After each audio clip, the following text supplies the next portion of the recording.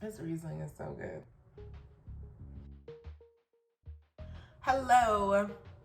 Welcome to quarantine week number 51. Some of us are still in the house. Others, Georgia, Florida, Ohio.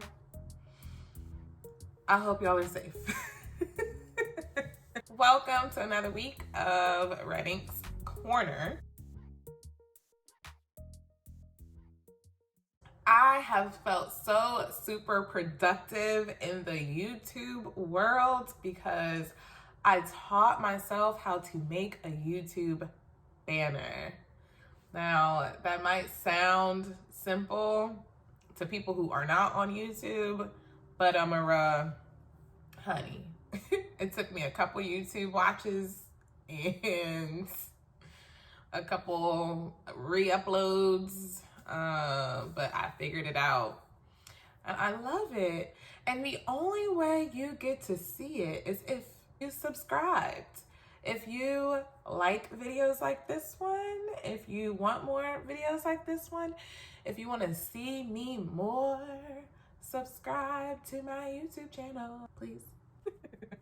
Anywho, subscribe, like, comment, alert, all that jazz.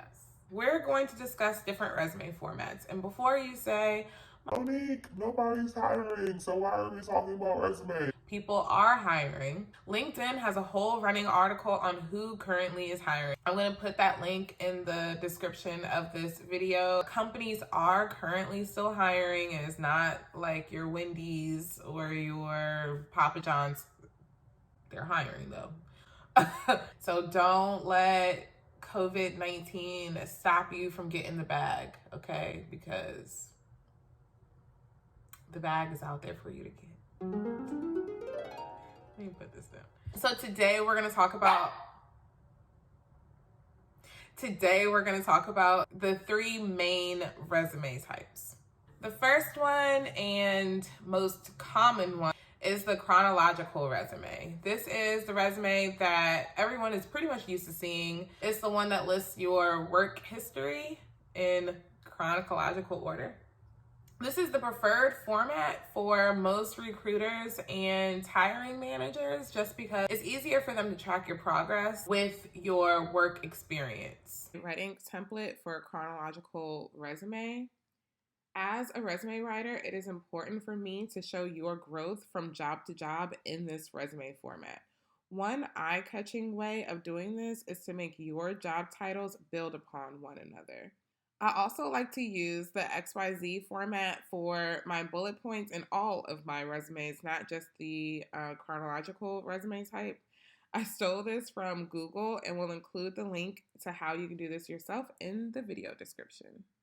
For the chronological resume, it is also important to note that jobs that you apply to online that use the applicant tracking system, the best resume to use for those applications is a chronological resume format. However, you don't always know when a job site is using the applicant tracking system. I know usajobs.gov is the number one site that uses the applicant tracking system. And pretty much what an applicant tracking system is the computer goes through your resume, and if it has enough keywords, then it pushes it forward to an actual hiring manager or to the recruiter. The second type of resume format is a functional resume. A functional resume does not highlight your work history. It more so focuses and highlights your skills. A functional resume brings your marketable experience to the forefront, so it highlights those transferable skills. So this resume would be ideal for entry-level positions and career change positions. The Red Ink template for a functional resume can also be used for those individuals who are trying to hide a gap in employment. It's optional to put your work history in this resume format. However, I like to include it. For entry-level, career-changing, and employment gap applicants, I always recommend to use a cover letter.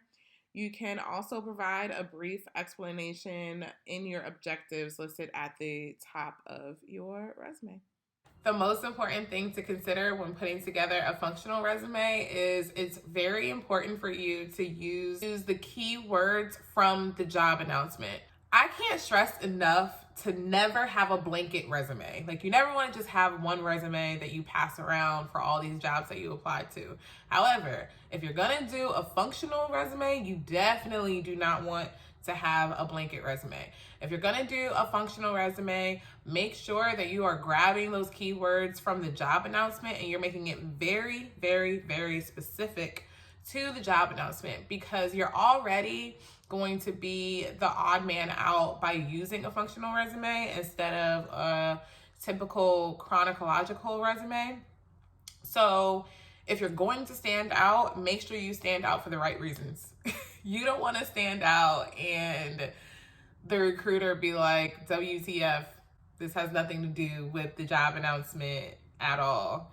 So just make sure that it is very specific to the job announcement if you're going to use this type of resume. For the clients I work with, especially those who are interested in a career change, if they don't have a specific job announcement that they're applying to, but they know what career field they want to jump to, I use the overarching skills or the most common skills required for that career and speak to those skills within their resume. Specifically for career changing jobs, that's why it's important to have transferable skills or right to transferable skills. You could be working as a high school principal and decide, you know what? F these kids. And you all of a sudden want to be a program analyst. It's my job that your resume does not read as a high school principal. It reads as, I'm a competent program analyst and here's why. So that is what is important in a functional resume. You can't do that if you're doing a blanket functional resume for multiple jobs. You can't do that. And if you don't feel like putting together your own resume, either myself or my sis will do it for you for a fee, but we'll do it for you. The last type of resume is a combination format. So this combines the functional format focusing on your skills with the chronological format of your work history. So this is best of both worlds, right? It emphasizes your relevant work highlights while contextualizing your skills. So basically, your work achievements and skills should match, right? So if you're in this type of resume, you're expounding upon your skills by stating how you positively made a difference at work. So you can't simply say that you have strong leadership skills, right? You have to back up your strong leadership skills with actual work accomplishments. I've been working and building resumes since 2012, and I only ever use this format when doing federal government resumes. For the red ink template for federal resumes, the combination format is best used in order to highlight all relevant experience for the job applying to, especially if you are applying through usajobs.gov.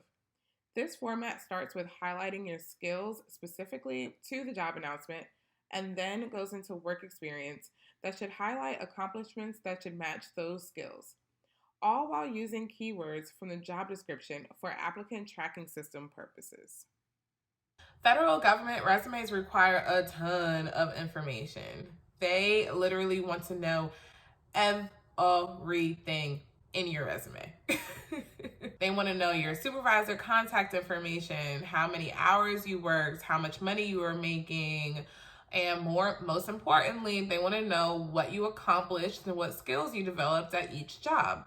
So this type of resume format is ideal for federal government positions.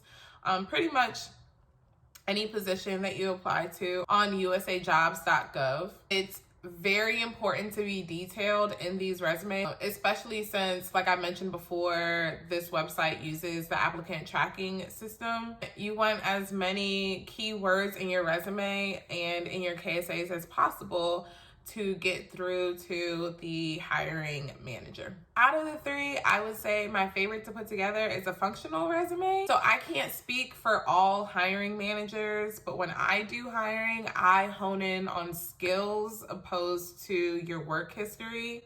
I know some people are different, but I really want to know what you are going to bring to my team and to the table. And the best way for me to see that is through reading your technical skills, your leadership skills, your teamwork ability. But that's just me personally. I like working on functional resumes. I feel like it tells a story of actually getting to know a person better, opposed to just reading your work history. But I understand the need of the chronological resume as well as the combined resume. I also like to do combined resumes as well because it's more money in my pocket. It's more expensive for me to do a federal resume than for me to do any other type of resume. So, I mean, it's just tedious. It's a lot more work. And I'm not going to end this video without stating, after you get myself or my sister to build your resume, that you need to take that resume and put it where? LinkedIn, that's right. Put it on LinkedIn. You need to build you a LinkedIn account. I'm going to do a whole video on singing praises to LinkedIn because I cannot stress enough about how much I am in love with LinkedIn and how much LinkedIn can help you be great. So if you do not have a LinkedIn account, you need one. After you contact Reading to build your resume, we can also build you a LinkedIn site. Here is where I'm going to do a giveaway. I will build you a free LinkedIn account if you do 3 of the following things. 1, first of all, thank you for making it to the end of the video. This shows me that you have made it to the end of the video. First, subscribe to my YouTube channel if you haven't already. Second, comment below the biggest tip that you have taken away from this video. 3, send me an email letting me know that you have watched this latest video, that you love this latest video, and a copy of your current resume. You do those 3 things, I will build you a LinkedIn page for free. Thank you for watching my video this week. Please be safe out there. If you are no longer in lockdown, be safe.